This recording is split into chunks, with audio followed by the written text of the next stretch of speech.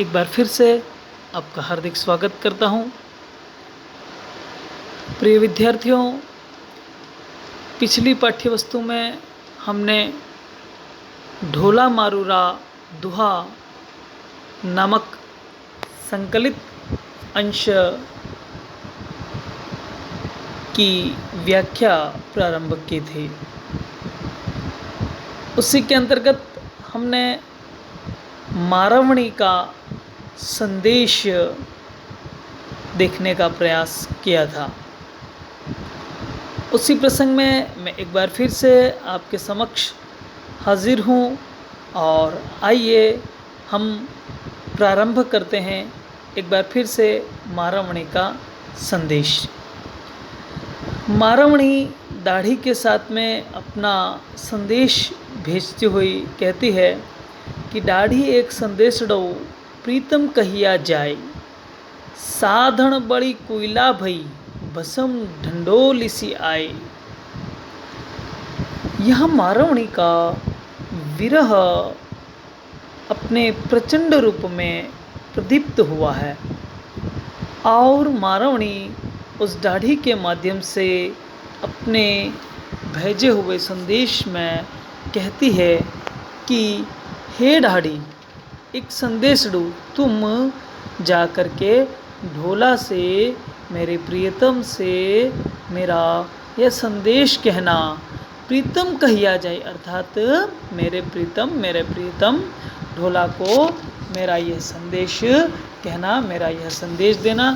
और क्या है संदेश कि साधन बड़ी कोयला भई, सा यानी वह यानी यहाँ मारवणी अपने स्वयं के लिए संबोधित कर रही है और कहती है कि साधन, धन यानी स्त्री, वह स्त्री अर्थात मारवणी स्वयं, बड़ी यानी जल करके। राजस्थान में बड़ी शब्द का जलना अर्थ होता है, तो वह स्त्री जल करके कोयला भई, कोयला यानी कोयला और भई यानी हो गई, वह स्त्री जल करके कोयला हो गई है।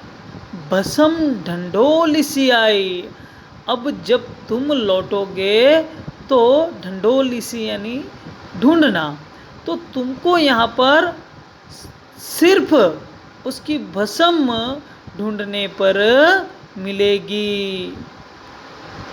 यहाँ मारवणी अपने विरह को अभिव्यक्त करते हुए कहती है कि हे ढोला, तुम मेरे प्रीतम हो और तुम्हें याद करते करते तुम्हारी स्मृति में मेरी दशा ऐसी हो गई है कि मैं जल गई हूँ और जल करके कोयला बन गई हूँ। अब तो सिर्फ तुम्हारे आगमन पर तुम्हें सिर्फ यहाँ पर भस्म ही मिलेगी। अर्थात भाव यहाँ पर मारवणी का यह है कि तुम शीघ्र लौट आओ। ये मारवणी तुम्हें अपने प्रियतम के रूप में इतना प्रेम करती है कि यदि तुम नहीं लौटे तो यह मृत्यु का वरण कर लेगी और उसके पश्चात तुम्हें उसे ढूंढने पर भी राख ही मिलेगी। अगला दुहा है, ढाढ़ी जे प्रीतम मिलई यूं कही दाख वियाह, पंजर नहीं छे प्राणी यऊ था दिस झड़ रही याह। दाढ़ी जे प्रीतम मिली, वह अपने संदेश में दाढ़ी से कहती है कि क्या कहती है कि जे प्रीतम मिली, यदि तुमको जो मेरे प्रीतम मिलते हैं, यूं कही दाख विहा। यहाँ दाख विहा शब्द का अर्थ है कहना, कि यदि तुमको मेरे प्रीतम मिले तो तुम उनको कहना, क्या कहना, पंजर नहीं छ प्राणियों, उसके अर्थात मारवणी के पंजर अर्थात शरीर में, प्राणियों अर्थात प्राण, उसके शरीर में अब प्राण नहीं है। था दिस झड़ रहिया, उसने तो सिर्फ था यानी तुम्हारे लिए, दिस झड़ रही, झड़ यानी पकड़े रखे हैं, रही यानी रखना, तो उसने तो सिर्फ अपने प्राण तुम्हारे लिए पकड़ रखे हैं। यहाँ महारावणी अपने संदेश में कह रही है कि हे ढोला, तुम लौट आओ, और तुम्हारे अभाव में ये तुम्हारी प्रियतमा महारावणी तड़प रही है, और तड़प तड़प के उसकी ऐसी दशा हो गई है कि उसके शरीर में अब प्राण नहीं बचे हैं, पंजर नहीं छई प्राणियों, अर्थात उसके शरीर में अब प्राण नहीं बचे हैं। था दिस जड़ रहिया। हाँ, ये जो तुम्हें दिख रहा है या जो तुमको संदेश भेज रही है, तो तुम सोच रहे होंगे तो फिर संदेश कैसे भेजा, तो ये तो नाम मात्र के जो प्राण शेष है वो भी तुम्हारे लिए उसने पकड़ रखे हैं, ज़बरदस्ती पकड़ रखे हैं। इसलिए अब वो जत्नपूर्वक अपने शरीर को पकड़ रखे हैं, जिंदा रखे हैं, अपने प्राणों को जीवित कर रखा है, इसलिए तुम शीघ्र लौट आओ। यहाँ महारावणी की मन स्थिति प्रकट हुई है। अगला दुहा है, पंथी एक संदेश डऊ, भल मानस नहीं भक्क, आतप तुझ पासई अछई, ओळ गरुड़ा रख। पंथी एक संदेश डऊ। यहाँ पर महारावणी एक कुशल वक्ता की तरह एक प्रोषित पतिका नायिका के रूप में अपने प्रियतम को अपना संदेश भेज रही है, और अब अपने संदेश भेजने का माध्यम उसने बनाया है पंथी अर्थात पक्षी को। और क्या कहती है कि पंथी एक संदेश डू, हे पक्षी तुम मेरा एक संदेश भल मानस नहीं भक्क। भक्क भक्क का मतलब होता है कहना, और नहीं का मतलब से। भल यानी भले, मानस यानी मनुष्य, उस भले मनुष्य को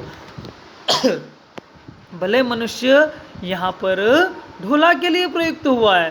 तो महारावणी कहती है कि हे पथिक, हे पंथी, तुम जाकर के उस भोले मानस से कहना, क्या कहना, कि आतप तुझ पासई अछई, ओळ गरुड़ा रख।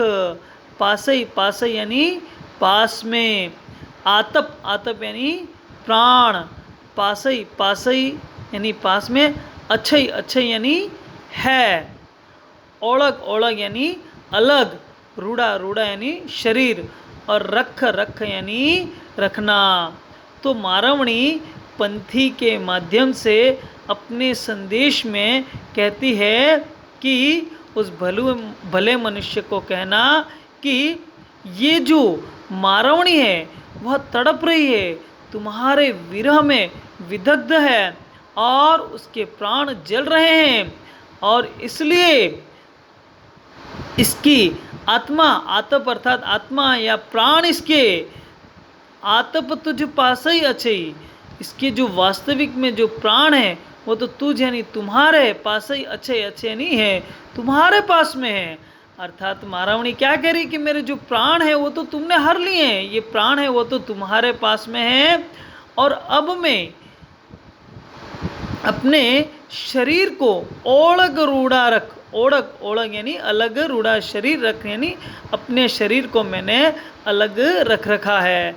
अर्थात महारावणी कहना ये चाहती है कि ये जो है, ये जो मेरे पास में है, ये तो सिर्फ एक शरीर है, एक मिट्टी का पुतला है, और इसका जो आत्म तत्व है, इसकी जो आत्मा है, इसके जो प्राण है वो तो तुमने हर लिए हैं, उसके स्वामी तो तुम हैं, और वह तो तुम्हारे पास में है। अर्थात महारावणी का भाव है कि उसके प्राण तो तुमने हर लिए हैं, अब तुम वापस लौट करके उसके प्राणों में जान डाल दो या प्राणों का संचार कर दो। अगला दुहा है, दाढ़ी जे राजन मिलई, यूं दाख विया जाई, जोबन हस्ती मध चढ़ऊ